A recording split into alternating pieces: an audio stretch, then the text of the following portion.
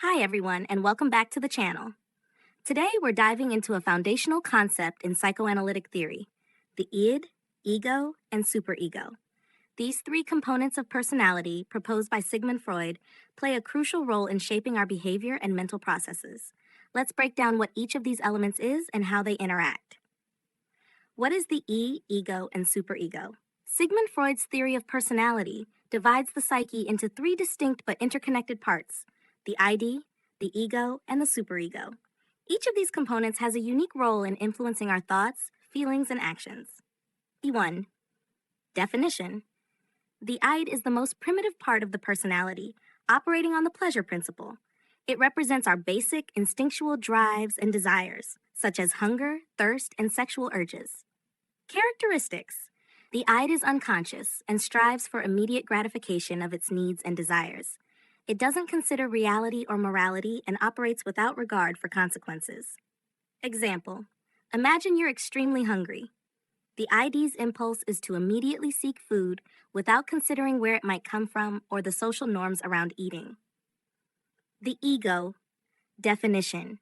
The ego is the part of the personality that operates on the reality principle.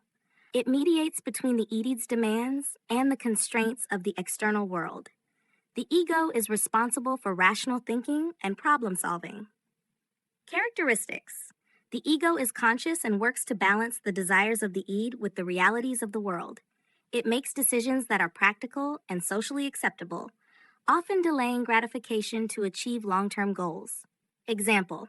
In the hunger scenario, the ego recognizes that immediate gratification isn't feasible and decides to find a suitable place to eat that is socially acceptable and practical.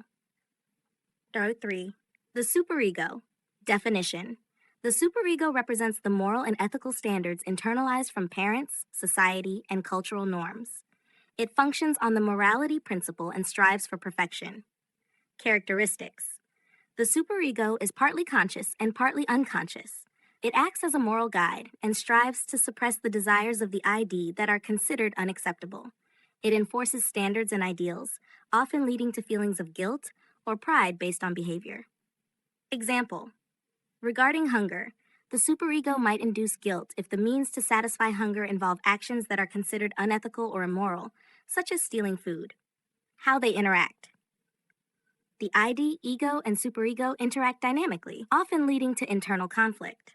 Conflict. The I demands immediate satisfaction of needs, while the superego imposes moral and ethical constraints. The ego must navigate these conflicting demands and make decisions that balance immediate desires with long-term consequences and moral standards. Example. Suppose you're at a party and see an unattended piece of cake. The id might urge you to take it immediately. The superego might remind you that it's not right to take something that isn't yours. And the ego would consider a solution that aligns with both your desires and ethical standards, perhaps by politely asking if you can have a piece. Importance of understanding the id, ego, and superego. Understanding these components is important for several reasons. Insight into behavior. They provide a framework for understanding how internal conflicts and desires influence behavior and decision-making. Psychological therapy. Psychoanalytic therapy often explores the dynamics between the id, ego, and superego to address unresolved conflicts and improve mental health. Self-awareness.